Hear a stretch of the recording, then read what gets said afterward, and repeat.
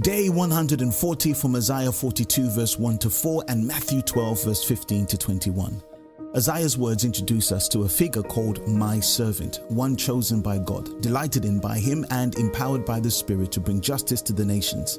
Centuries later, Matthew sees this prophecy coming to life in Jesus' ministry. Right after his baptism, when the Spirit rests upon him, Jesus begins to heal, teach, and reveal the kingdom of God. Matthew quotes Isaiah directly, saying this was to fulfill what was spoken by the prophet Isaiah. Isaiah says, "He will not cry aloud or lift up his voice. A bruised reed he will not break, and a smoldering wick he will not quench." This is Jesus' gentleness on full display. He doesn't advance his mission through noise, force, or self-promotion. He withdraws from unnecessary conflict, but continues his work quietly and powerfully. Think of a bruised reed, fragile, easily snapped, or the smoldering wick, barely a light about to fade. These images describe the weak, the wounded, and the weary.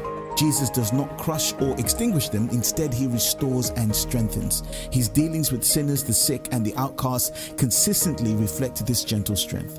Isaiah also says he will bring forth justice to the nations. He will not grow faint or be discouraged till he has established justice on the earth.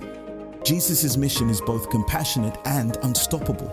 His ministry begins with healing and proclaiming the kingdom, but it points towards something bigger: universal justice. Matthew shifts Isaiah's wording from "the coastlands wait for his law" to "in his name the Gentiles will hope." This isn't a change of meaning, but a sharpening of focus. The hope of the nations is found not merely in the law, but in a person, Jesus Christ himself. The fulfillment of Isaiah 42 is unfolding in two stages. It began with Jesus' earthly ministry, his Spirit-empowered work of healing, teaching, and saving, and it will be completed at his return, when justice and peace fill the earth, and all the nations acknowledge his rule. So, 3 practical applications. Number 1, draw near to Jesus when you feel weak. If you feel like a bruised reed or faint wick, Jesus won't cast you aside. Come to him for restoration. He deals gently with the broken. Number 2, trust in his unstoppable mission. Even when the world seems chaotic, Jesus is not discouraged. His justice will prevail. Align your heart with his kingdom work, not with human noise. And lastly, number 3, reflect his character in your witness. Like him, proclaim truth without quarreling.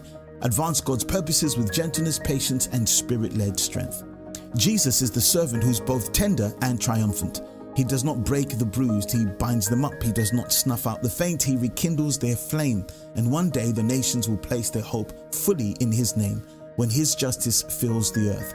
Let us glorify him, the Spirit-Anointed servant, the hope of the nations, and the gentle King who brings justice.